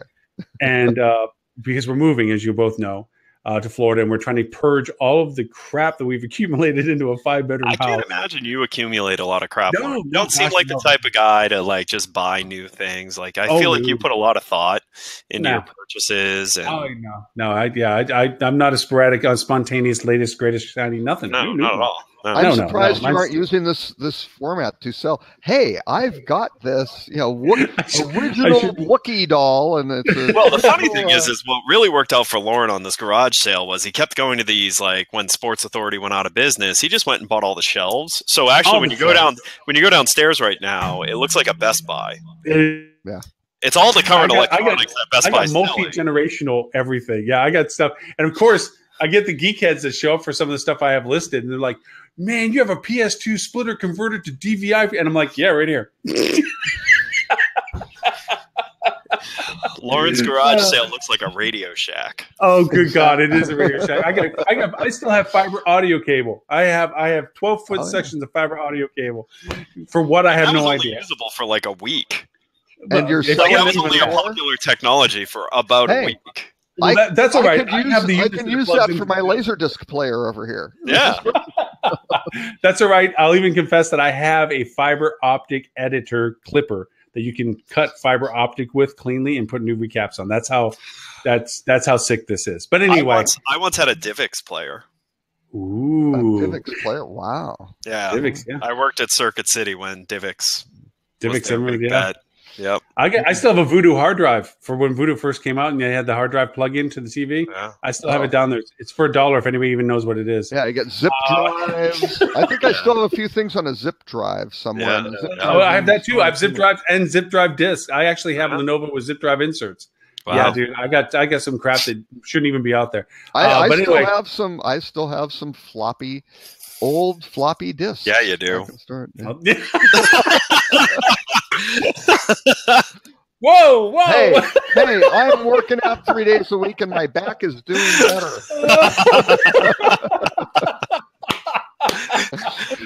Oh, quote of the day: Robert still has some floppy disks. Still got some floppy disks. Oh man! Well, you know what? Anyway. Next week is our actual 2 anniversary at 104. I'm such a bad parent to this show, so I missed the 100th episode. I'll be missing the 2-year anniversary. Oh, that's all right. I love it when you're here, so it does make a difference. We got a few guest speakers. Client conflict as well on the 2-year anniversary. I might be me and hand puppets. I don't know because I think I may be able to come in. You really shouldn't call Stuart a hand puppet unless he's here. I mean, that's really not nice, Lauren. Exactly. Well, maybe Holly will keep me company too, or two. I don't know who's going to be around next week, but we do have some guest speakers coming. We have Jonathan Stone with NewsCred, who is coming on. We also have. Yeah, if he doesn't tear his other knee, I think we'll be okay. We also have Sar from, and you brought him on board. Say his last name? Oh, no, I'm not. No, I'm not. I am not even going to try. Sar from Before Check-In. And then, before check-in, which I'm really totally stoked because I'm right in the mindset right now. I have a whole crap load of questions I want to ask him. So I'm really looking forward to talking with him. And then Vikram is supposedly joining us. He just picked up a new gig somewhere. And we are chasing Mr. Neil down because he left Fairmount and started his own thing. I want to know what Neil's doing. You brought it up, Ed. I didn't even realize it, that he had changed gigs back in May. I'm like, wow, And actually what his model is, what he's chasing is really interesting. See, you know way more than I do about it. I just saw that he changed. After I gave you crap for not knowing what he's doing, you didn't bother to go look. I only looked at LinkedIn. I didn't go far. Man. I've been busy with the boxing thing. I'm literally boxes and crap. I know it's the cleanest your office has ever looked. Right? Look, look. It's amazing. No, he's focusing revenue practice on non-room revenue opportunities. Ah, nice. Okay. Yes. All right, so we got to get him back on the show, which I'm sure I'm hoping you'd be interested in. You had a great time last time. Yeah. So we got a few guest speakers rolling on pretty much every other week is what we're banking it on. So I got another guy I got to introduce you to that I found. It's a ex-TravelClick product guy, like early TravelClick, and is trying to start up a business, or he has started it up, that is meant to help hotels understand marketing technology that's available to them. Wait, should we get him and Robert together? Because that's probably like matter, antimatter. I mean, will the universe survive going that far back in the chronological? So who's that? Who's the his name's Tim. He was a head of product for them, like in the early days, like before. Oh, okay. Like Tim Henthorne. Tim Henthorne. Yeah, I know Tim. Yeah. Yep. Yeah, so I talked to Tim the other day. He started a company called AccuBase, and after hearing what he's attempting to do, it'd be cool if it worked out. That would be neat. Of course, getting Tim and Robert on the show, we'd just sit back and watch the show. Oh, and the other one is in September. We're still trying to finalize having our first live cast with a HSMAI chapter, and that would be the Hawaiian chapter. Yeah, we booked that yet? Well, it's still floating on whether we're trying to nail it onto the same day we do the show or a different day, and whether we can get people on the Americas board because I'll be in DC at the time. We're still got a little logistics things to work out with it, but regardless, we're going to do it. It's just what day does it land on is the question right now. Do they need to? They're going to fly us out, right? Yeah, no. hey,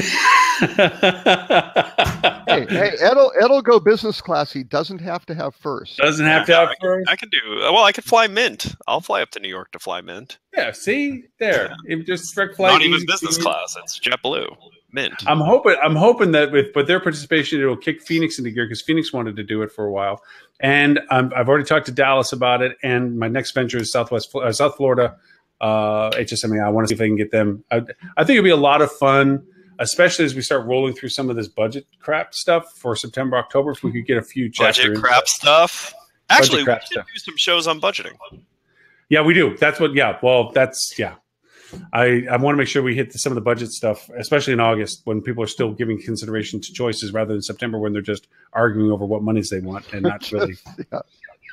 There's a cycle when they're cutting all the stuff they were dreaming about and so excited about in August. The cornerstones of their strategy are getting stripped from the plan. Yeah, pretty much stripped out. I always do go in with 3 budgets: the one I wanted, the one I hope they bought on, and the one I'd end up settling for. But yeah.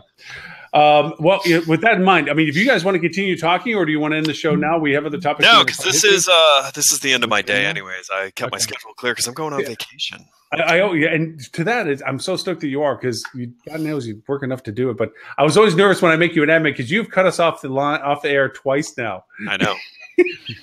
I feel weird giving you that power, like red button. Oh, click. It's really poor UI design. It is. Because I have just learned over years, you don't exit a window, you exit the application. And so when you go to exit this application, you want to hit the hang up button. And the hang up button doesn't just hang you up, it hangs up everybody. Yeah, well, I make you an admin. Have you reached out to Webinar Jam about that problem? Like, hey, guys. Because what I do is I do it to myself because you see how early on the show I kick you over to admins. Yeah. So that if you lose me, then you can still run the show because without another admin on the screen, the show ends. So I make everybody an admin, and it just turns out that you hit the hang up, boom, kills the show.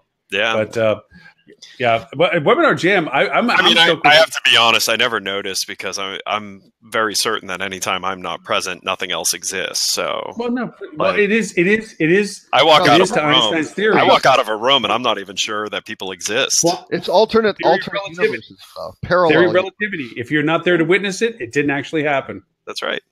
That's the best basic you can get. So, but no, it's just kidding. But the fun part I just found out about is that Webinar Jam API interfaces with my leads bridge for Facebook ads. So I'm going to build a leads campaign bridge in Facebook to start coding because I have these custom audiences of all of the board and council members. So I'm developing a lookalike off of that. And I'm going to try to see if I can seed that into a larger audience. Why don't you shoot me that custom audience? Just kidding. Hey, so our first sponsor. Happy to do that. Before you leave, I just want to brag on something really cool, just because I know you would like it specifically. So we use a bunch of different sites and technologies to recruit employees, and one of the things we use is RecruiterBox. I don't know if you guys have heard of it. RecruiterBox reached out to us because they're writing an article on the 10 coolest job descriptions or job ads that they've had on their site, and they're doing our senior engineer one. Really? Congratulations. Congrats. That's top very 10. Cool. Top 10 best job listings they've ever seen. Excellent. Yeah. Excellent. Now, so it's job listings as opposed to the actual Not the job. No, we'd be on a different list for that. What is it? Who's in charge of Triptease? Alex or somebody? No. I forget what his Charlie. Charlie? Yeah, but his job is Chief Tease. I'm like, yeah. That's just a title, though. That's Listen, I'm not one to cast stones because I've named my companies horribly. Easy Yield was a word that only Americans could say, but we were an international company, and we didn't yield anything. So I'm not going to cast too many stones at Charlie, but my gosh, The name is just, it's got so much negativity in it. Yeah. Plus there's like a punk rock band. So when you Google, like, it's more punk rock band in the results than really? Well, he just spoke at Karen Estes Green. Cindy. Cindy My Estes. God, man, you were like, yeah. Sorry, he's I got up at 5 in the morning. other things on his mind. At 5 in the morning. But anyway, she just did a revenue conference in DC, and I had a few clients attending it, and my messenger thing lit up because, of course, you know, them dealing with me, I give them a different perspective on how things get presented. And he did a presentation, and Cindy did a presentation, and they're like, I feel like I'm the smartest person in the room because it's such BS coming from stage. And I'm like, no. oh my God. I'm like, that's not what I taught you. It's like, no, I can see through what they're saying, this attribution modeling. And I'm sitting back and they're texting me this, and, you know, realizing there's no accuracy to this and there's no cost effectiveness, but they're writing it down as if it was in stone, and this tracking models are not in play. So they got this, you know, peek behind the curtains on how some of this stuff actually works. And so they're sitting in the audience going, yeah, that's not exactly how what you're saying it is. And it's not, that's exactly how it happens. I'm just glad I'm no longer the only person in the room going. Well, no, Cindy's presentation, at least what got press and Hotel News Now and a variety of other spots, was eliminating comp sets, right? Yes. That you know, comp sets are dead, which again is something that just to take a shot at STR, because that's what STR is, you know, foundational sort of. Comp sets are usually wrong and they're situational, but they're not dead. Right. And STR was very clear about it. That it's something like 60%. If you look at a hotel's comp set overall, like, you would think all the other hotels in that comp set would have that hotel be, you know, it'd be reciprocal sort of. If it was right. If it was right, but it's not. It was like 60% difference in it. So yeah, they aren't. Well, and different hotels swing in and out of your comp set based on their pricing strategy. It's just season. Their pricing strategy seasonally, you know, day of week, persona, right, of the traveler. And by the way, your comp set's not just the hotels in your market. Oh, good God! You're competing with hotels on any destination that your traveler is considering going to. Yeah, I call them symbiotic markets. I actually I talk about this. Like, look, when I had the Key West market to worry about, I was fighting Aspen all the time. Why? Because that's the people that were going that market, absolutely isolated DMA, and we're going to go snow skiing or snorkeling. You know, well, so and you're fighting in Valley because the people are, they go to a beach one year and they go skiing the other, and in many cases you aren't going to get them because you're in the off year, right? So and to your point, Ed, the seasonality shift of comp sets is pronounced because when I do market plans for clients now, it's not about static. This is your monthly breakdown on certain channels.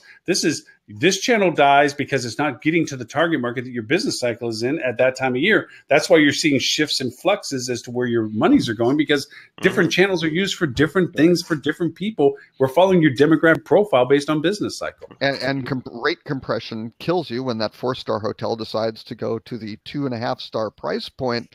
Those guys. No, my favorite is when the Hilton Cocoa Beach went offline for renovation. Like, as a proof of concept of, like, your entire market's tied, and it's also tied to other markets. So when Hilton Cocoa Beach went offline, they're the top of the market. All of a sudden, all the hotels moved up $90 to $100 a night in lockstep of what they could do in the market. So you had a Days Inn. Was it the Days Inn or the Comfort Inn Cocoa Beach was at $225 a night. Wow. That's funny. And they were selling like hotcakes. And then the Hilton Cocoa opened back up, $175 a night room. Magically, the Comfort Inn Cocoa drops down below 90. But then you also look at the effect that the Hilton Inn Cocoa going offline had to New Smyrna Beach, to Daytona, like all the other markets that you could decide to go to and have the same exact experience. I mean, so you have to be looking beyond your neighborhood comp set. You need to understand the complexity of the decision that it takes to go to you. Like, my favorite time to go to Boca is this time of year. Right. Why? Because it's 10 degrees cooler than Orlando, so it's not too hot, but it's too hot for almost everyone else, and they're basically empty. Yeah. Like you can go stay at the Breakers right now for $400 a night, all inclusive. Like, so that includes golf, that includes breakfast for every person in your party.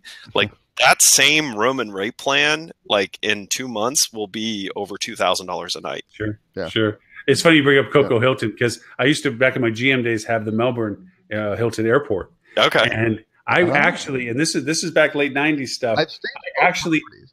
I actually advertised the Coco Hilton because they were so much more expensive than me that I actually helped within the brand system promote and cross-sell the Coco Hilton because I looked so much better in a rate strategy. And when I did do my in-house marketing for them, which was a little bit more traditional back then, was all about the accessibility without the price cost associated with it. Because I could get them to the beach. I made my shuttle buses bring people back and forth to the beaches because it was 10 miles out. It was my airport shuttle buses. Yeah. But I was like, you don't have to worry about nothing. And we made little beach kits for them and everything else. And so I was showing them that being $100+ more per night, but they didn't have to mess with it, and they got a nicer hotel. And I actually spent money on advertising them. So straight across the causeway to a Satellite Beach, which was less crowded, much nicer. Yeah, it was easy to do. Yeah, but all right. Anyway, I got married in Indy Atlantic down there. Oh, did you really? Well, my wife is from Satellite Beach. That's where she. Oh, okay. Yep, so look at that. Know the area well. All right. So, for those who want to chase down Mr. Robert Cole, sir, where can they find you? Well, of course, timpeter.com. Oh, you took mine. Come on. As soon as he started, I was thinking timpeter.com. / Robert K. Cole. So Robert K. Cole on all the social media channels and rockcheetah.com. Excellent. Excellent. And Mr. Ed, where may people find you, sir? Socially, Edward St. Onge. And if you want to know what I care about, go to flip.to. Awesome site. And for those who were with us today, Mr. Stuart Butler from Fuel Travel, who is, I think, tied up with clients. Mr. Tim, who's we know Tim Peter is vacationing. And then Holly is also vacationing. Holly's over Universal Studios today, I believe. Is he? Going himself. Next week is episode 104. This week is 103.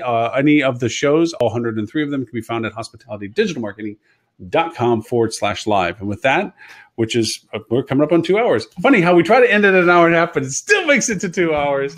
But thank you, gentlemen, so very much for the time. Good luck with your move, sir. Thank you. It's going to be a fun week of purchasing. This week? Like this No. We still we get the truck a week on the 9th. We get the truck, but we got a week of getting rid of crap and stuff. And we're going to have another garage sale tomorrow and next weekend and all happy stuff. It's only 110 degrees here, so it's comfy. It's all warm and toasty, happy. So we're all good. Well, and you did well from a talk about yielding truck prices. The end of the month, mid-month is the way to do that. So very, very well. It's amazing how the price goes down in the middle of the month. Yeah. But so we'll be doing the Beverly Hillbillies ride down to Florida about mid-month. But get office space, so you guys have to come down and visit. Once you're settled, I told you I'm going to come up and visiting you anyway, probably within the month and a half from there first. So.